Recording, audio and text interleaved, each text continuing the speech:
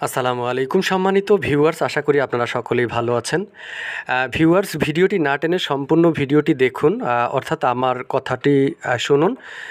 যেটি হচ্ছে যে অন্যায়ভাবে নিয়োগবঞ্চিত শিক্ষক নিবন্ধন বা শিক্ষক নিবন্ধিত ভাই বোনেরা এবার জেগে ওঠার পালা, যেখানে ন্যায্য নিয়োগের জন্য কথা বলতে হবে।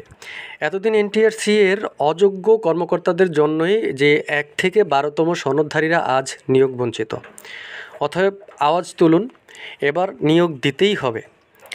আমরা দেখেছি যে বৈধ নিবন্ধনধারী শিক্ষক ভাই ও বোনেরা এনটিআরসি এর চেয়ারম্যানের যে পায়ে ধরে কান্নার যে ফুটেজ, সেটি আমরা দেখেছি কিছুদিন আগে। তো বৈধ সনদ নিয়ে চাকরি না পেয়ে কেনই বা পায়ে ধরতে হলো? আসলে এসব দুর্নীতিবাজদের বিচার হওয়া দরকার। সময় এসেছে। দেখেন, যেখানে 28তম বিসিএস উত্তীর্ণরা যদি এখন চাকরি পায়, তাহলে 1 থেকে 12তম নিবন্ধন সনদধারীরা কেন চাকরি পাবে না? আওয়াজ তুলুন, নিয়োগ দিতে হবে। সুতরাং 1 থেকে 12তম শিক্ষক নিবন্ধন সনদধারী সকল ভাই বোনেরা, আপনারা ভেদাভেদ ভুলে চাকরির জন্য সবাই একসাথে মাঠে নামতে হবে। কে নেতা হইল বা কে হইল না এসব চিন্তা না করে সবাই এখন বিজয় আসবেই। সোজা কথা, নিবন্ধন সনদধারীদের দ্রুত নিয়োগ দিতে হবে। জাল সনদে যারা চাকরি করছে তাদেরকে শাস্তির আওতায় আনতে হবে, আর যারা জাল সনদ দিয়েছে তাদেরকে বিচারের আওতায় আনতে হবে। নিবন্ধনধারীদের সাথে অনেক টালবাহানা করেছে, আর না, এখন বুঝবে।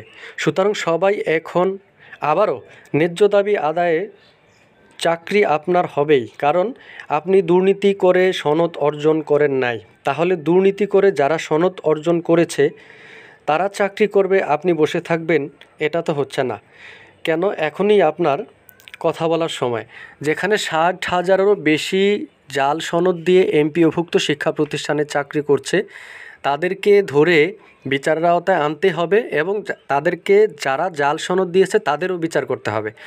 আর সর্বোপরি কথা হচ্ছে, যেখানে বৈধ এনটিআরসি এর বৈধ সনদধারী যারা আছে বা যাদেরকে এই যে 5ম গণবিজ্ঞপ্তিতে কিংবা এর আগেরও গণবিজ্ঞপ্তিতে বিভিন্ন সমস্যা দেখিয়ে যে যাদেরকে আবেদনের সুযোগ দেওয়া হয়নি, সে সকল নিবন্ধনধারী সবাইকে এনটিআরসি এ চাকরি দিতে হবে।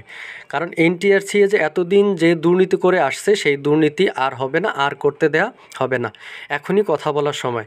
সুতরাং আমরা সকলেই যে যার জায়গা থেকে কথা বলতে হবে এবং দ্রুত সরাসরি নিয়োগের দাবিতে কথা বলতে হবে, মাঠে নামতে হবে। আশা করি আপনারা সবাই আবার এক হবেন।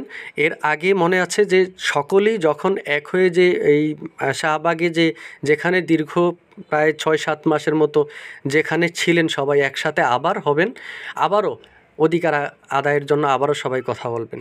তো আশা করছি সবাই একসাথে আবার আসবো, আবার দেখা হবে, আবার সনদ নিয়ে কথা হবে, যে সনদ যার চাকরি তার।